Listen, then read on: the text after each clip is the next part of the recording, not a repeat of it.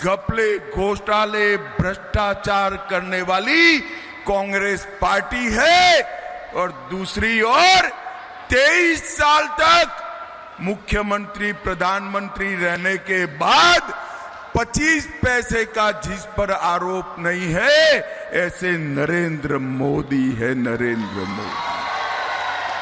एक और ये राहुल बाबा और उनकी बहना हर 3 महीने में विदेश में वैकेशन करते हैं, हर 3 महीने में। प्रियंका जी चालू चुनाव में थाईलैंड छुट्टी मनाकर आई। बोलिए क्यों? यहां गर्मी बहुत है, गर्मी से तकलीफ होती है। एक और हर 3 महीने में विदेश में वैकेशन करने वाले राहुल बाबा है, और दूसरी ओर 23 साल से दीपावली की भी छुट्टी न लेने वाला नरेंद्र मोदी है। 23 साल से नरेंद्र मोदी जी ने एक भी छुट्टी नहीं ली। एक और सोनिया जी का एजेंडा है, मेरे बेटे को प्रधानमंत्री बनाओ, और दूसरी ओर मोदी जी का एजेंडा है, मेरे भारत को महान भारत बनाओ। एक और चांदी की चम्मच मुंह में लेकर पैदा हुए राहुल बाबा है, तो दूसरी ओर गरीब के घर में चाय बेचने वाले के घर में पैदा हुआ नरेंद्र मोदी। एक और गरीबी हटाओ के खोखले नारे देने वाले लोग हैं, और दूसरी ओर 80 करोड़ गरीबों का कल्याण करने वाला नरेंद्र मोदी है। ये दोनों के बीच में पसंदगी करनी है। भीलवाड़ा वालों बताओ आपकी पसंद क्या है भाई? आपकी पसंद क्या है? जोर से बताओ जरा।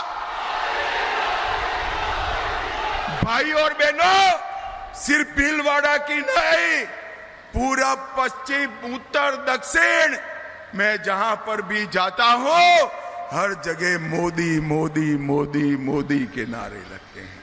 और हर जगह हम कुछ बोले इसके पहले कहते हैं अब की बार, जरा जोर से बोलिए, अब की बार। मित्रों, मोदी जी को वोट देने का मतलब है महान भारत की रचना करना। जब आप हमारे प्रत्याशी को वोट देंगे, दामोदर अग्रवाल जी, दामोदर जी खड़े हो जाइए।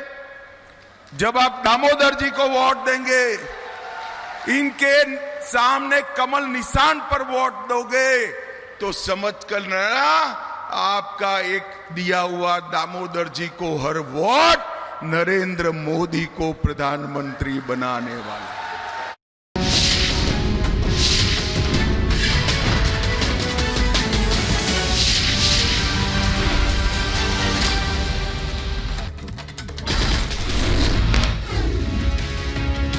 पीएम मोदी ने विपक्ष पर साधा निशाना, कहा चुनाव के पहले चरण में मतदाताओं ने INDI गठबंधन को नकारा, अपना भ्रष्टाचार छिपाने के लिए सभी विपक्षी एक साथ आए। मंच से पीएम मोदी ने इंडिया गठबंधन पर हमला किया, कहा विपक्ष को चुनाव लड़ने के लिए उम्मीदवार नहीं मिल रहे और आपस में ही लड़ रहे हैं गठबंधन के नेता। इंडिया अलायंस वालों को इस चुनाव में लड़ने के लिए उम्मीदवार तक नहीं मिल रहे हैं। जहां ये इंडिया अलायंस के लोग अंदर अंदर एक दूसरे के खिलाफ चुनाव लड़ रहे हैं। पीएम मोदी ने मंच से राहुल गांधी पर साधा निशाना, कहा कांग्रेस के शहजादे अमेठी से भागे, अब वायनाड से भी भागेंगे। अब जैसे इन्होंने अमेठी से भागना पड़ा, अमेठी छोड़ा, अब मान के चलिए वो वायनाड भी छोड़ेंगे। मुर्शिदाबाद की रैली में ममता बनर्जी ने सेंट्रल फोर्स की तैनाती पर उठाए सवाल, कहा सब कुछ लिखा जा रहा है, सही जगह पर सब शिकायतें दी जाएंगी। सीएम ममता बनर्जी का एनआरसी पर बयान, कहा बंगाल में कभी लागू नहीं होने दूंगे एनआरसी। जिनका राशन कार्ड और आधार कार्ड नहीं है उन्हें डरने की जरूरत नहीं। बिहार के पूर्व डिप्टी सीएम तेजस्वी यादव का पहले चरण के मतदान पर बयान, का इस बार बिहार चौंकाने वाला देगा परिणाम। पहले चरण की चारों सीट जीतने का दावा भी किया। बिहार के पूर्णिया से निर्दलीय उम्मीदवार पप्पू यादव ने तेजस्वी यादव पर हमला बोला, कहा तेजस्वी यादव बीजेपी से लड़ रहे हैं या फिर पप्पू यादव से। एक दिन पहले तेजस्वी यादव ने पप्पू यादव को बताया था बीजेपी का एजेंट।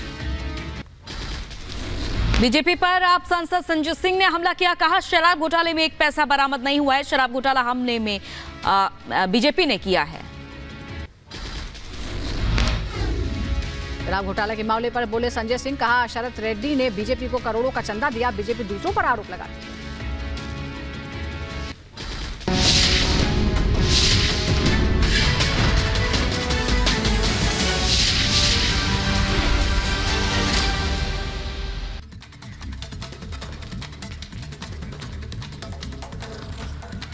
और अब बात करते हैं जम्मू कश्मीर की, जहां ऊपरी हिस्सों में लगातार बारिश हो रही है और अब धीरे धीरे यही बारिश आफत बन रही है लोगों के लिए, जहां बारिश के बाद कई जगहों पर समस्याएं उत्पन्न हो रही हैं। जरा रिपोर्ट देखिए।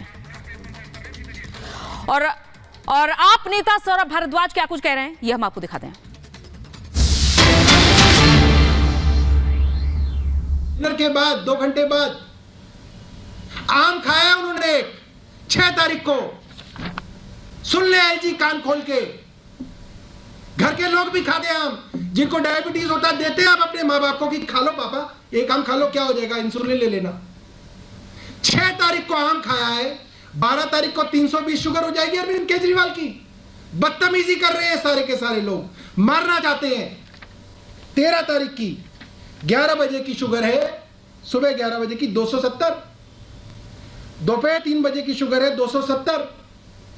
14 तारीख की सुबह 11 बजे की शुगर है 240, दोपहर 2 बजे की शुगर है 260, रात को 11 बजे की शुगर है 300। जब खाना खाए हुए आपको 4 घंटे से ज्यादा हो गए तब आपकी 300 शुगर चल रही है। प्रशासन कह रहा है हम आपको इंसुलिन नहीं देंगे। जिस प्रशासन के अंदर बड़े बड़े आईएएस अधिकारी आज दिल्ली की पानी, सीवर, स्वास्थ्य की सेवाओं को ठप करने में लगे हों, जहां पे ईडी और सीबीआई के अधिकारी एक एक अपोजिशन लीडर को पकड़ के जेल डालने में लगे हों, आप कह रहे हो उस प्रशासन के लोग अधिकारियों के ऊपर आप विश्वास कर लो, उसके डीजी और डीआईजी पे विश्वास कर लो कि अरविंद केजरीवाल उनके अंदर जो है हिफाजत से रहेंगे, जो उनको इंसुलिन नहीं देने दे रहे। 15 तारीख की सुबह 11 बजे की इंसुलिन है 207, माफ कीजिएगा 270। 11 बजे के डायबिटीज के लेवल है, उनके शुगर के लेवल है। 2 बजे के शुगर लेवल है 300। इसी तरीके से आगे की डिटेल्स है, मीडिया के साथियों को हम दे देंगे। कुल मिला के अरविंद केजरीवाल जी को जेल में खत्म करने की एक बड़ी साजिश है कि मल्टी ऑर्गन डैमेज हो जाए, अलग अलग वाइटल ऑर्गन्स के अंदर परेशानियां शुरू हो जाए, और जब फिर 4 महीने 2 महीने बाद अरविंद केजरीवाल निकले तो कभी डायबिटीज के इलाज के बाद किडनी का इलाज करा रहे हो, कभी लिवर का इलाज करा रहे हो, कभी हार्ट एलिमेंट्स का इलाज करा रहे हो, और अरविंद केजरीवाल सदा सदा के लिए अस्पताल घूमते रहे और धीरे धीरे मर जाए। यह साजिश है, खुल्लम खुल्ला साजिश है। किसी भी डायबिटोलॉजिस्ट से, डायबिटोलॉजिस्ट तो छोड़ दीजिए, किसी भी शुगर के पेशेंट से आप पूछ लीजिए, इस तरीके के शुगर लेवल्स खाने के 2 घंटे के बाद हो और वो आदमी इंसुलिन पे हो, जिसको इंसुलिन 50 यूनिट पर डे की आदत हो, आप उसके साथ ये क्या कर रहे हैं। और ये बहुत शर्म की बात है कि खुल्लम खुल्ला ये षड्यंत्र चल रहा है। बहुत बहुत धन्यवाद। और भी एक सवाल ये भी है क्योंकि आपने जेल प्रशासन पर एक तरीके से आरोप लगाया है और